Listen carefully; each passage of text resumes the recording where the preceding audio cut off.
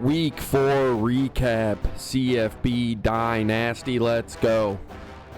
Here are the scores. South Carolina coach Segura now 3-1, squeaks it out against Florida, and Ross, who now suffers another heartbreaking loss. We talked about it already. He's 1-3, already looking for a fresh start elsewhere, but hopefully he can turn it around the back half of the season. Next, we've got Auburn, who is ranked 12th. I think they're ranked even better than that coming up in this week. They're 4-0. They're leading the conference, and they squeak it out as well. Another great game against Arkansas this time, and Coach AJ, who's been playing really good ball. That was a crazy game. We got some clips in the highlights that show you what happened towards the end of it. Really good stuff. Next, the game we've all were waiting for. UCLA coach Waymer now 2-2, also 2-2 in the conference, meaning he hasn't played an out-of-conference game yet.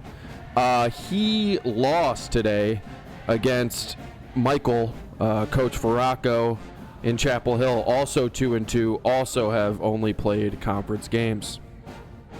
Lastly, Mizzou coach Hess had an out-of-conference game this week against Boston College. They don't look too great. He also squeaked it out. I do want to note in the schedule section that it said he tried to attempt to play this game 9 times. So I don't know if there were connection issues or what. We won't call it out anymore. Just wanted to let everybody know. Lastly, myself and Coach Slick had buys. What everybody's all been waiting for, though, top 7 this week. Really cool clips. First, you're going to see, and I'm sorry, it looks a little blurry. Hopefully it fixes itself here. Don't know what's up with that. But what you're looking at here is South Carolina down 0-14 right before half. Haven't scored a point yet. Really interesting. But he throws this corner route, and you're going to see it bobble. There was a bobble catch there. Pretty good play. Same game, number 6. South Carolina once again now down 0-21. So that bobble catch and that big play didn't help out that drive. But he's moving on this one. I think at this point he gets a little desperate, but it's open and he bombs it. And that's a touchdown with 1:38 left in the first half. He needed that one.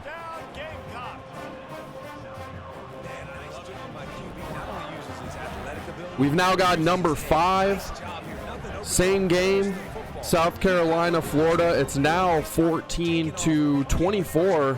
Looks like Coach Octor is driving, but he throws a pick here in the red zone. And this is really cool kind of return here. He just is slithering back and forth like a little snake. Look at this. Can't catch him, can't get the pursuit angle down, and that's a touchdown. Big play. Next, we got number 4. This was, again, a crazy game. Look at the scenario here. Down 14-21 with 3 minutes left in the game. He really can't afford to give up a touchdown here. Coach AJ is on the 6-inch mark. He goes for a QB sneak, and he loses it. Doesn't get any yards. And then he goes for a handoff here, and he just gets ate up in the backfield. Huge turnover on downs. Really good highlight. We're now back to South Carolina and Florida. This scenario here is pretty wild. Down 7-24 with 5 seconds left to go in the game. It's 2nd and 7 at this point. He's running low on the game clock here, or the play clock, but doesn't matter. He tosses it. Another deep ball. Coach Octor tries to use her, doesn't get it done. This is number 2. This is what we all love, 2 for 1, number 2 for 2 for 1.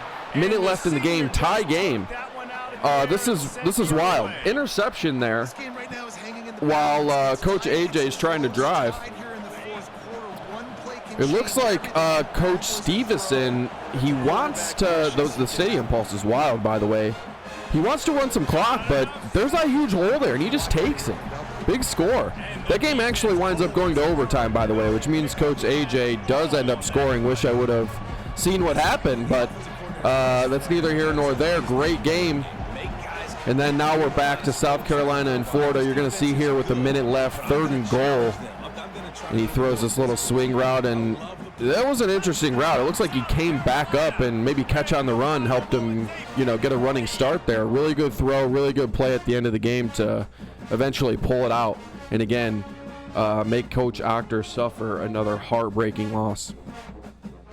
Moving on, we're going to quickly run through the stats here this week. Nick Harbor 6, 133 and 1 touchdown. He did have to play 2 quarterbacks here. I don't know what happened with that, but it seems there may be an injury of some sort, or maybe he just got tired of the 2 interceptions. So, whoops. Moving on into the next one, we've got Florida. Boardingham is a tight end over there. We haven't seen his name much yet this year, but has a big game, 11 catches, 161 and 2 touchdowns. 109 rack, which is pretty insane. I don't know if that dude is pretty agile or what.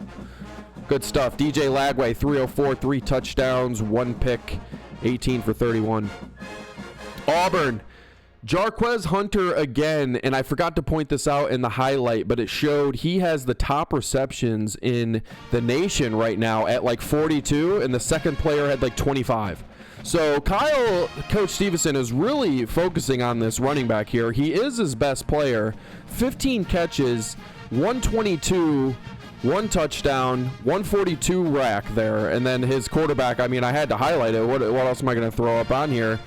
4 interceptions, meaning, again, if you make him throw the ball down the field, stop the run and Kyle is done. I just want everyone to know that. Again, these little screen passes count as runs. So neither here nor there. We're going to move on into the next stat line here, which is pretty crazy for Xavier Sori Jr., who is a middle linebacker on the Arkansas Razorbacks. He had 15 tackles, 1 tackle for loss, and then 2 interceptions, which is just a crazy game. You'll see more about him in a moment. UCLA, we've got 14 catches. We haven't seen this guy's name yet either.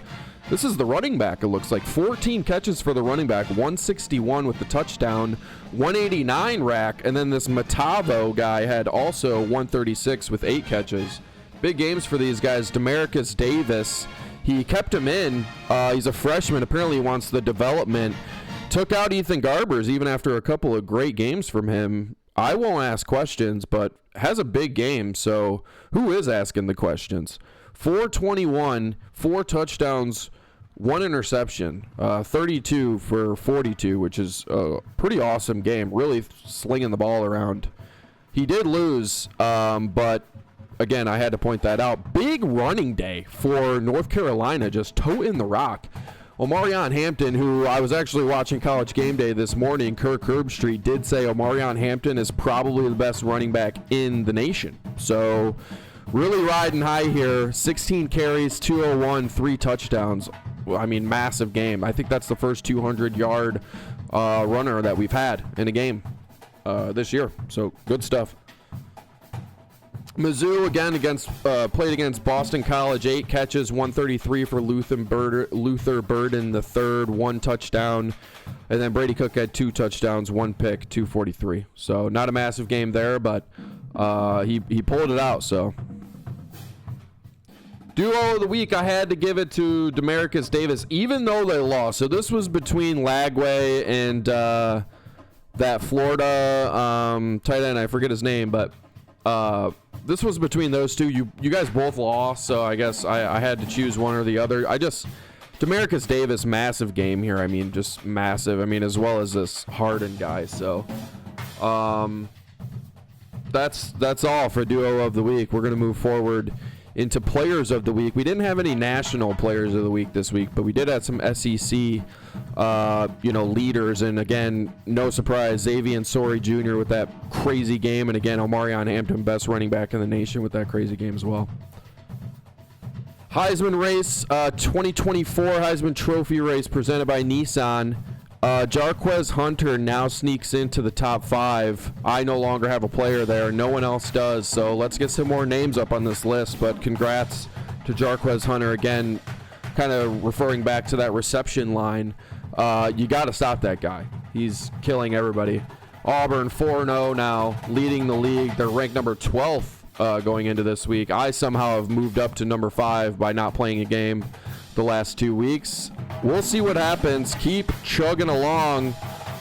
Before we sign off here, this is the upcoming schedule for week 5. UNC, Coach Veracco going into Miami. They're looking for their first win. Coach Slick, I did hear that there were going to be a lot of lagging people, students, trickling on in. They may be a little late to the game from Beat the Clock and Broken Clock. So it should be a packed house, and hopefully it gives the team some, let's say, spunk this week. Next is South Carolina Gamecocks. Coach Segura having a really good year so far, 3-1 going against Arkansas, who also has had some heartbreaking losses and has been playing really well. So I'm excited to see what happens in that game. That's a night game, 7:30 p.m. in Fayetteville.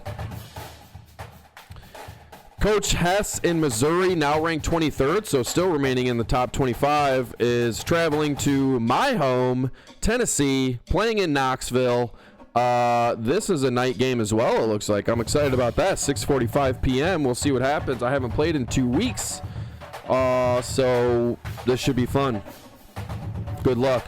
Auburn, ranked again, number 12. They're 4-0, traveling to the Rose Bowl in Pasadena to play Coach Waymer against UCLA. So should be a good game there. And then we've got a bye for the Florida Gators. So hopefully they can come back well rested and re-energize with a new strategy and game plan coming up in the next couple of weeks. That's all I've got. Enjoy your week and good luck.